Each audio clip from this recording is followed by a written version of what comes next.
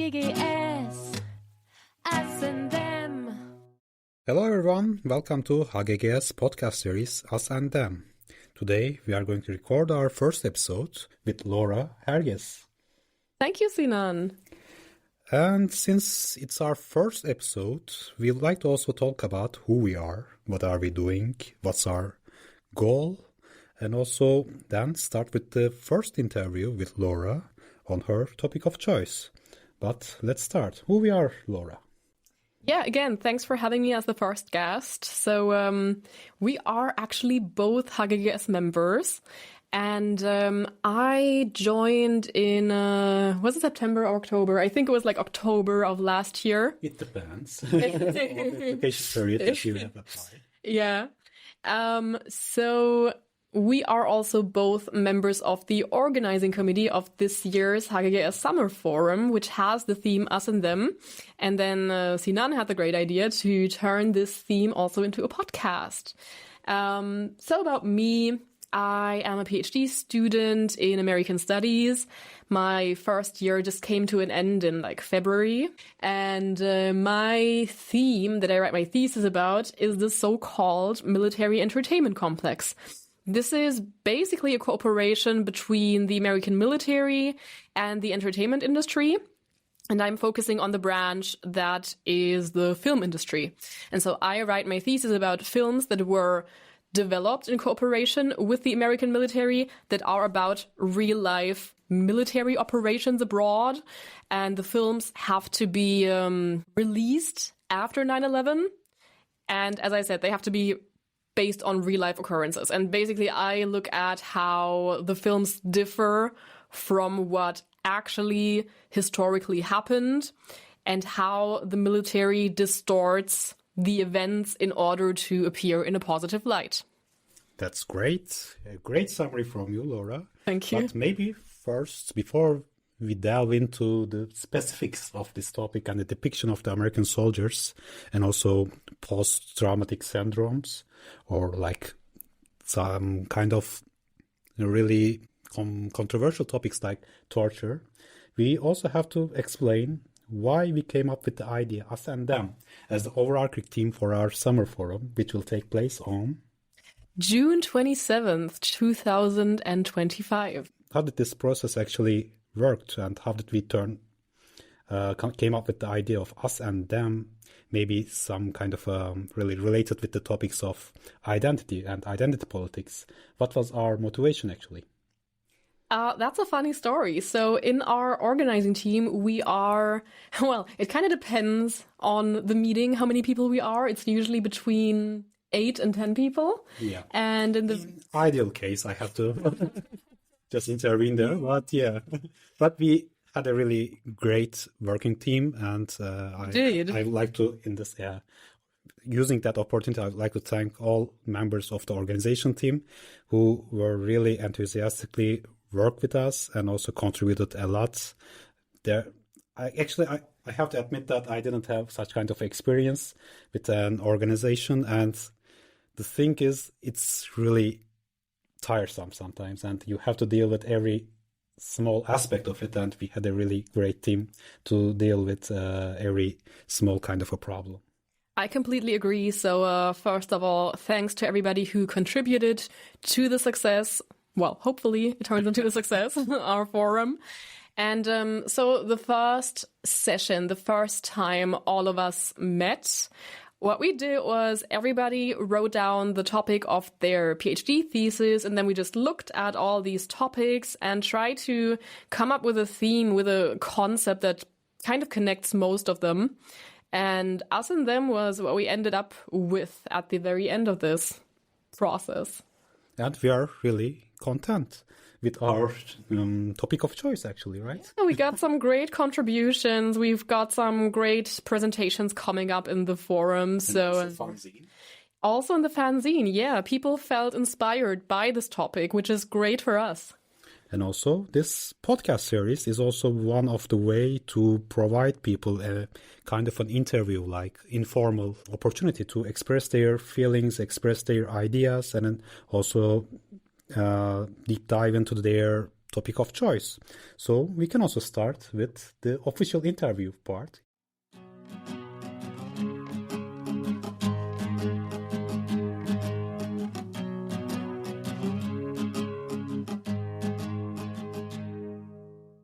You already explained about your academic background, but maybe the one thing that was missing on that academic background was that why did you also interested in this topic?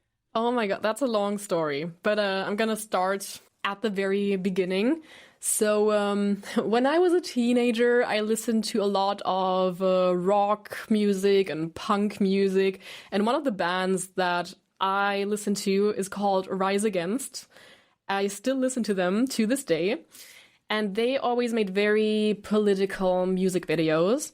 And I remember I saw a specific music video when I was like 14 or 15 maybe. That's the video to a song called Audience of One. I recommend it to everybody. It's a great song. It's a great video. And the video is actually a metaphor on the Bush presidency. So it's basically a little kid who represents George W. Bush playing with plastic figures. And one part of that video alludes to the CIA torturing prisoners during the War on Terror, which I didn't understand at that age because I had never heard of that before. Like, we didn't talk about this in school. I didn't know about this at all. But since I was a really big fan of this band, I just went on their Wikipedia page and I read everything about them I could find. And then I went on the Wikipedia page of that specific song, and there was a link to another Wikipedia page about the CIA torture scandal. And there was one picture that has become really famous, the picture of the so-called hooded man. I don't know if you know it, Sinan, but... Actually, I'm not. Could you maybe elaborate on that? Yeah, so in 2004, pictures of tortured prisoners were leaked by a whistleblower. These pictures were not from a CIA prison. They were from a normal military prison called Abu Ghraib. I do not recommend looking these pictures up because they are horrific. But this one picture that became famous shows a man who is hooded. That's why it's called the hooded man. And he is standing on, I think, like a wooden box. And they basically told him, if you step on the floor, terrible things will happen to you. And yeah, the silhouette of this man just became really, really famous. And I saw this picture. I was a teenager. I was so scared.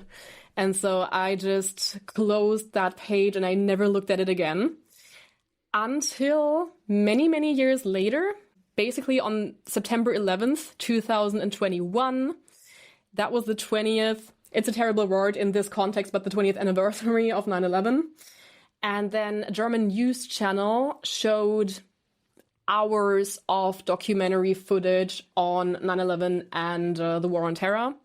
And I watched this for hours because I was so shocked that I didn't know anything about this topic, like at all. I knew basically that 2 planes flew into the Twin Towers, and that was it. I knew that there was an Iraq war, obviously, but we never talked about any of this in school.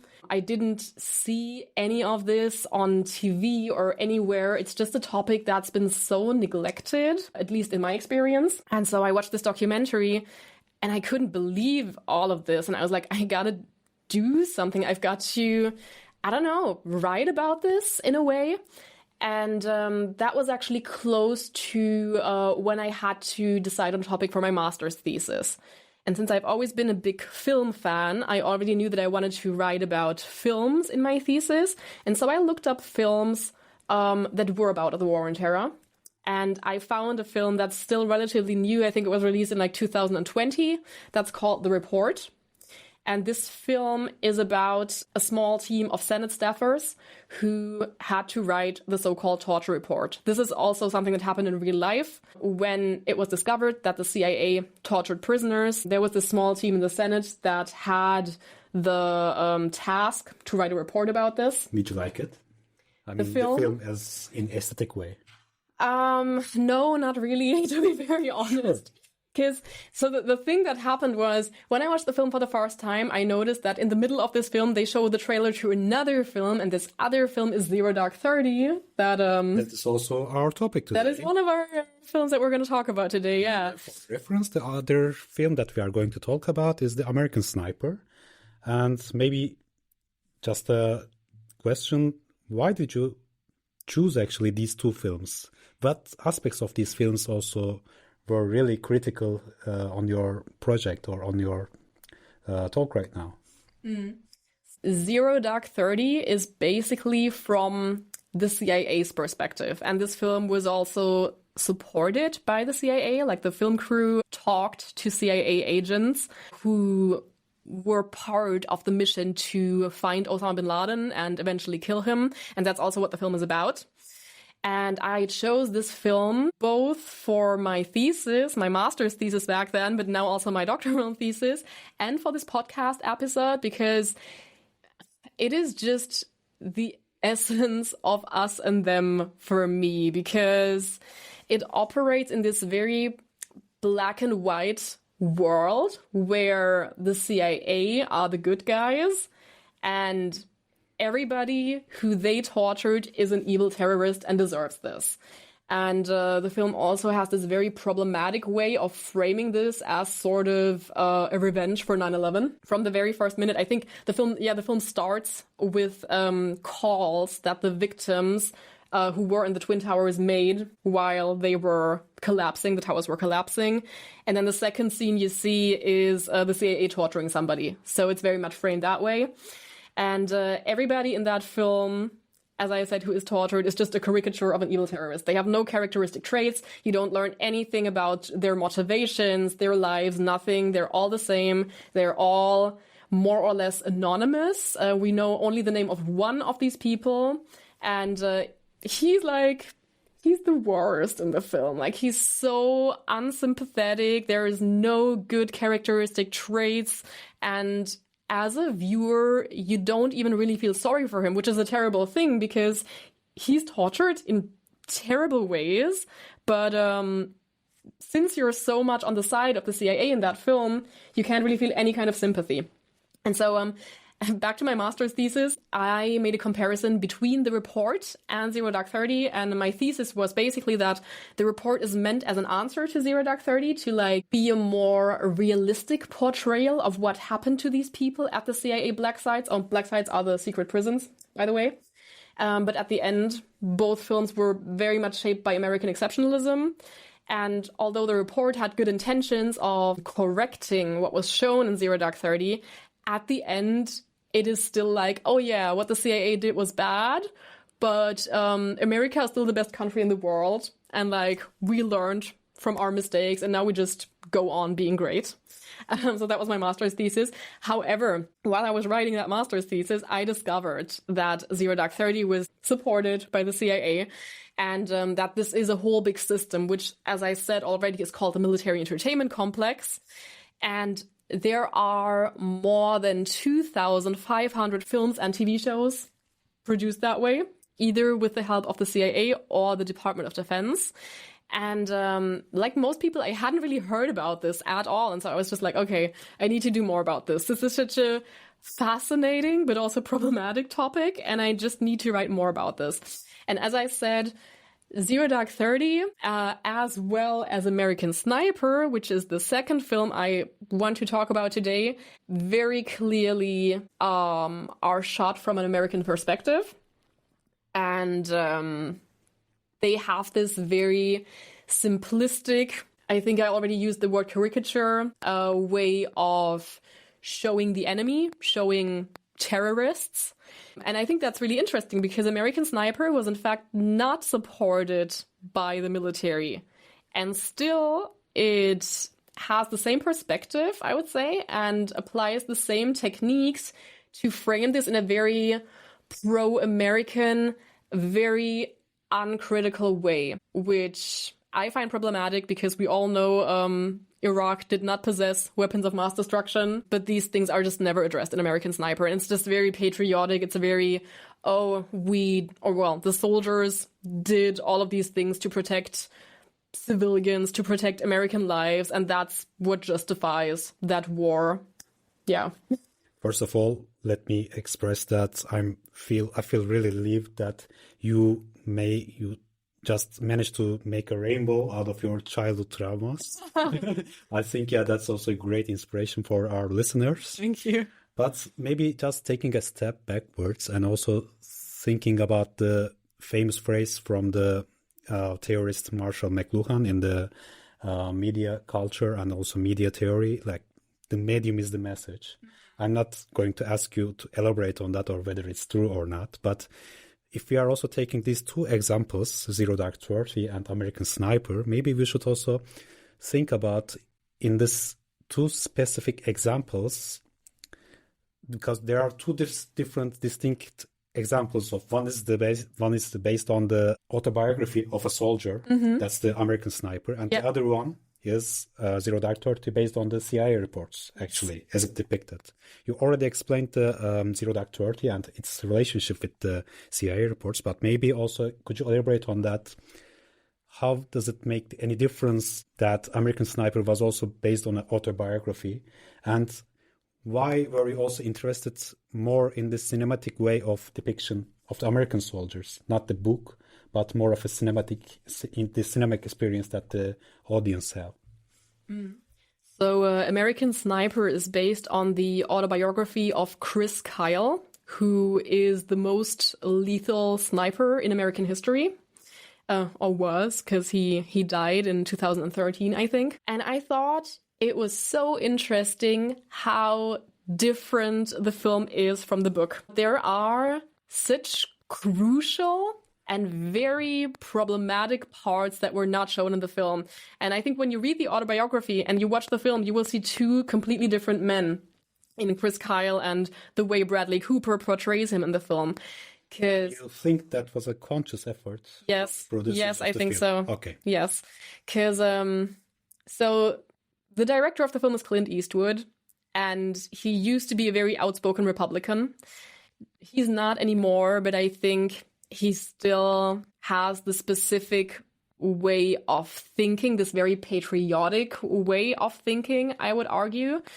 And while patriotism plays a big role in both the book and the film, the book Chris Kyle, which is the real Chris Kyle because it's an autobiography that he wrote himself, has some very racist views. And he, for example, calls Iraqi people savages repeatedly. He talks about how much fun it was to kill people in Iraq. He also says at some point that none of the things he did were actually for the Iraqi people, that he did not give a damn about them, and that everything he did was just to protect Americans. He also at some point talks about going to heaven and God forgiving him for everything he did because he just did it to protect American lives, etc.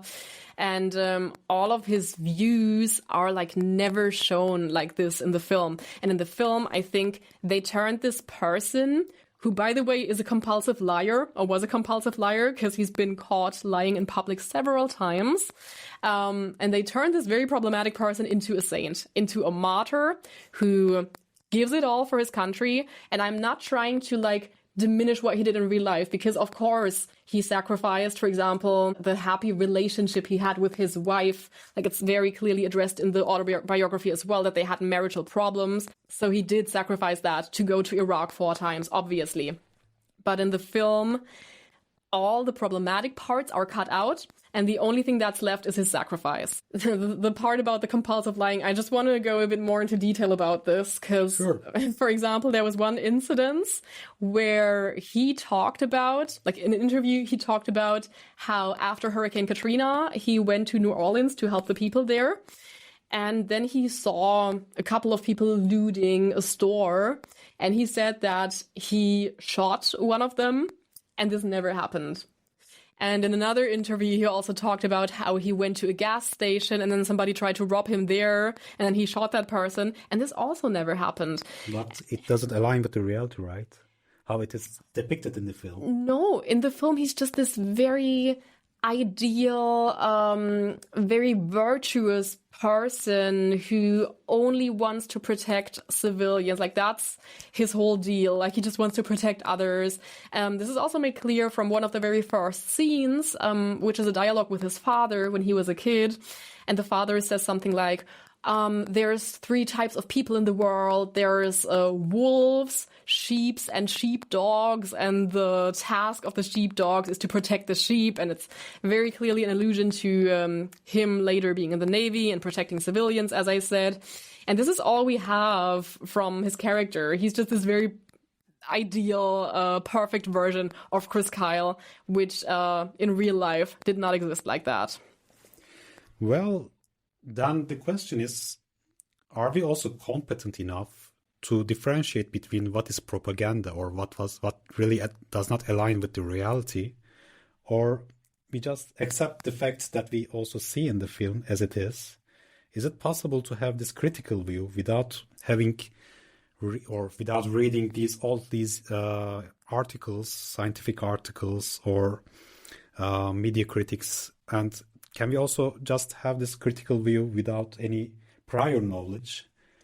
Or maybe just a follow-up question. Are the films that effective, that powerful, so that they can change our perception of the American war or American experience? Not just American, but in general, maybe.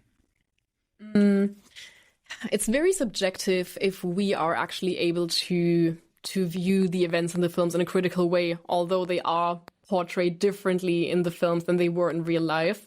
Because, I mean, both films also show negative parts. In American Sniper, as I said, it's the marital problems and the PTSD that Chris Kyle suffers from, which, by the way, the PTSD is not, I mean, it's addressed in the book, but like very, very briefly. And in the film, it plays a much bigger role. And as I said, I think that's part of the conscious effort to turn him into this martyr American icon. So there are negative aspects in American Sniper and in Zero Dark 30, obviously also because you see the CIA torturing people. And in both cases, when these films got reviewed by film critics and audiences alike, there was this whole debate for American Sniper. Like, is this a pro-war film? Is this a propaganda film? And misses the point, right? Yeah, because people were like, no, this is not a pro-war film because it shows PTSD. But it's still a pro-patriotism film, and it's still a film that distorts how we should talk about what happened during the War on Terror. Because the perspective is just very distorted. The perspective is, oh yeah, we've got this heroic soldiers who sacrificed everything to protect us. But we don't talk about what happened to the Iraqi people, what happened to the people in Afghanistan. We don't talk about the lie of the weapons of mass destruction, which, by the way, in the book, Chris Kyle also says something like, oh, the media just got wrong what weapons of mass destruction meant, because the media just focused on like atomic bombs. But actually, Iraq had chemical weapons that could also be called weapons of mass destruction. And all these critical parts are just left out. And we have this very, very strong focus on the sacrifice of like soldiers, or in the case of Zero Dark 30, on the sacrifice that the CIA agents made. And what I wanted to say as well is, in the case of Zero Dark 30, there is also a study that was conducted by Michelle Potts, that's written Pautz, and she showed, so she had 2 groups of college students, and one group was shown the film Argo with Ben Affleck, and the other group was shown the film Zero Dark 30. And the goal was to find out whether these films improve the opinion that these college students had on the CIA, because they viewed those films. And in the case of Argo, the overwhelming majority got a better opinion of the CIA, but then you don't see the CIA torturing people in that film. However, the other group also had an improvement in their opinion on the CIA. Not as big as the people who saw Argo, but not one single person had an opinion that was worse than before seeing Zero Dark 30. So these films do make a difference, in my opinion. And I think it's interesting that these people were college students, because I think young people are the group that are most in danger of being manipulated by these films because they were not around when the War on Terror happened, and so they have no first-hand knowledge of what actually happened. And to be very honest, if I see a film in cinema that is based on historic events, no matter whether it's the War on Terror or something else, I don't always do my research afterwards. So when you go to the cinema and you see these films and you're like, I don't know, 18, 19 years old, and you're not interested enough in the topic to do your research afterwards, in my opinion, you will just believe what happens. And I think the fact that they also include critical parts, that they also include negative parts, like the torture of prisoners, like the PTSD, increases their perceived authenticity. Yeah. Yeah. And also you mentioned two another films, apart from the Zero Dark 30 and also American Sniper. Mm-hmm. They were also The Report and Argo. Yes. And these films are all came up actually after the war and the terror era. Mm-hmm. So what is the difference between the American propaganda that we see before the war and terror era, before 9/11 as we call it, and how the discourse has changed with the war and terror? What's the implicit message that these films may be in common, maybe separately, trying to give us, maybe in terms of how the torture would be a beneficial one in order to get the information or not, like the ticking bomb example, and also the PTSD syndrome, and how the American society should manage the us and them between the American soldiers who served in Afghanistan or Iraq and the others, I would say in parentheses, normal ones who didn't serve and has nothing to do with the war, actually, just going on with their daily lives. Can we have a historical changing point with the war and terror era in terms of how the American soldiers are depicted in this film, in terms of torture and PTSD? That is a very good question, and I might not be able to fully answer that yet because it's also part of my PhD project, and as you know, I just started like a year ago. However, I do think we have a turning point in a way of respectively justifying war crimes, I would say. As I said, with Zero Dark 30, the whole narrative is like, oh yeah, we did really bad things, but we had to do them to protect the American people. And then with American Sniper, it's kind of the same thing. Yeah, like bad things happened. Not everything in Iraq was good, but we had to do it to protect the American people. And something else I wanted to talk about briefly is another turning point maybe after the Vietnam era. Because if we talk about PTSD, this was something that the military regarded as a taboo for a long time. So, as I said, American Sniper was not supported by the military, but there are films that were supported by the military that do show PTSD. And for a very long time in the past, this was actually not the case. I want to talk about a very specific example briefly, because I find this so interesting. After World War II, there was a documentary that the Department of Defense actually wanted to come out. So they wanted to produce this documentary. They searched for a director for this. And the documentary is called Let There Be Light. It's from 1946. And this documentary shows veterans coming back from World War II, and they are being treated at a hospital for their symptoms of PTSD. And just let me say that there's also a great video of George Carlin, I think. Yeah. Discusses these differences between how do we call this post-traumatic syndrome, post-war traumatic syndrome, and also how the world has changed from that point on after the World War One, right. Shell shock to the post-war traumatic syndrome. So in this film, you see people having very severe symptoms. Like one guy can no longer speak without stuttering.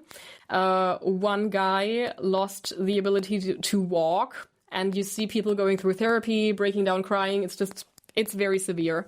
And it was too severe for the Department of Defense because they saw this and then they decided to not have this film released. And it only came out in 1980, which is more than 30 years later. And I've got my own little theory about why it came out in 1980, because PTSD started to be taken more seriously in the 1980s. Actually, in the same year, in 1980, it was officially recognized as a disease.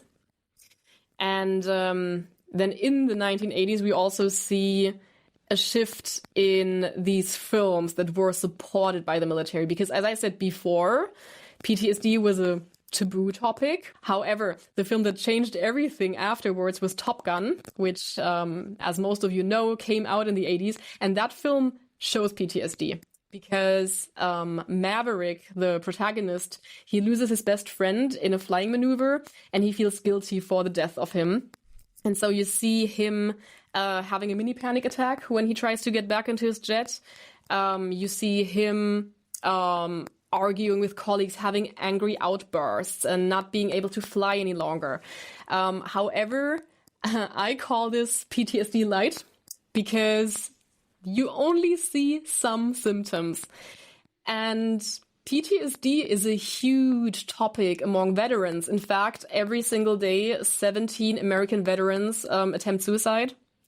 That's a really, really great number. That's terrible, actually. Yeah, but these films would never show this. You would never see a protagonist in danger of harming themselves in a film that was supported by the military. And so it's just a very unrealistic portrayal of PTSD. And I think that this type of PTSD shown in those films is also shown in those post 9/11 films in a way. As I said, American Sniper was not supported by the military, but I think it's the same kind of PTSD that's shown in that film. Like, you see Bradley Cooper playing Chris Kyle having some symptoms of PTSD. You even see him talking to his therapist briefly, very briefly. But then at some point, it's just not addressed again. And it's actually the same in the book. Like, he mentions at some point that he went to therapy, but it's like very briefly. And you just don't really grasp that it might be a bigger problem that will not be cured over the course of like a couple of therapy sessions. Well, I don't know if it will be possible to change the mood a bit, but yeah, maybe just as a more methodological question, just going back to this Methodenstreit, or the relationship between the researcher and the topic. And we have to also agree that the topic that you are discussing right now, and also giving your time and effort in every day, is a really, I would say, disturbing one. Mm-hmm. And also could be detrimental for the researcher sometimes. Mm-hmm. That's the one aspect. And the second aspect could be that you may also feel something against these atrocities or these topics, so that it's also really hard to stay objective when you are approaching these themes. Do you feel any difficulties when you are dealing with this kind of controversial topics, or when you are reading the reports of the PTSD or torture, and how do you deal with that? I promise that will change the mood. It changed the mood a bit, but yeah, it didn't turn up that well.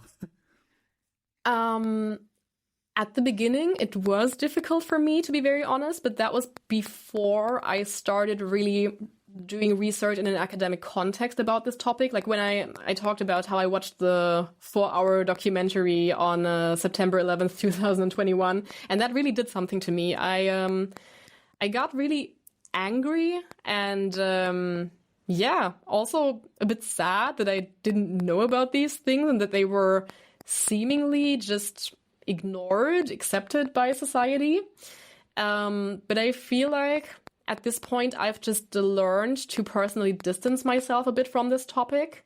And also, I think, in a way, it's also good that I had this response to it, because it motivates me to do something, to inform people about these things, and to start conversations about a topic that, in my opinion, has been neglected in society in general, but also academically, to be very honest. And what was the second question again? I'm sorry. Can I stay objective? Yeah. I mean, honestly, about films that were supported by the military, I can see that there are also positive aspects about it. Like, the military will also make sure that, for example, the right kind of weapon is used, the right kind of, I don't know, tank is used. So for historical accuracy, on the technical part, they do have attention to detail. But when it comes to like the historical part of what actually happened, that is a different story. Do you sense a change in the discourse right now? Maybe in the USA? You mean on the war on terror?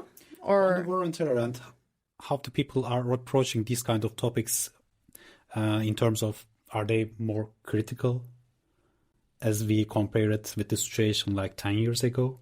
Or is there a more humanitarian way of dealing with these kind of topics?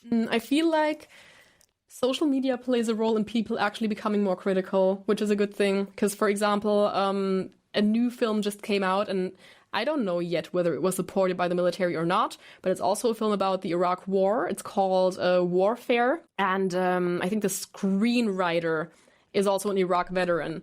And I already saw some posts on Blue Sky, I think, of somebody being like, oh yeah, that's the new Iraq propaganda movie. So people do become more critical, or at least there is more attention to these critical aspects of these historically accurate or, well, inaccurate films. I haven't seen Warfare yet, but I really want to at some point. When it comes to film crews cooperating with the military, it's kind of a mixed bag, to be very honest, because in some cases, film producers would just not be able to make certain films without the support of the military. So it is a necessity, in a way, for many film productions, especially if you're like a young independent producer who does not have all the resources in the world like Clint Eastwood did for American Sniper. So it can be a good thing if you get the support and you don't need to buy a tank and you don't need to build a set that looks like a military base, which is crazy expensive, obviously. At the same time, they will be able to change your script, and they will be able to change scenes, change dialogues, cut things out that they see in a critical way. And so it is an advantage to get the support. At the same time, it's a disadvantage for your critical way of portraying the military. Yeah, thank you, Laura. Actually, we are coming at the end of our podcast. Maybe a last personal question to you. If you were not writing about this subject, what would be your choice of topic? What are the other important issues that you see maybe in the discourse, or maybe in general? What would you be doing actually if you weren't spending your time on this topic? Oh my God. So I'm a huge cultural studies fan, so it would definitely also be in that area. Something I love are musicals, and I've actually been thinking that at some point maybe I'm going to write a paper about the American musical and like maybe, I don't know, cultural differences between American musicals and like German musicals or like British musicals, whatever. It's totally different. It's totally different, yeah. But I'm obsessed with many musicals. Rent in particular. Rent is my favorite one. Have you seen it? Actually, I haven't. Oh, you should at some point. So, it's a great musical. I'm not a big fan of musicals, yeah. But yeah, we hope that also we will be able to, in the future, maybe read your paper about the musicals and differences between American ones and the German ones, maybe? That would be amazing. I would love that.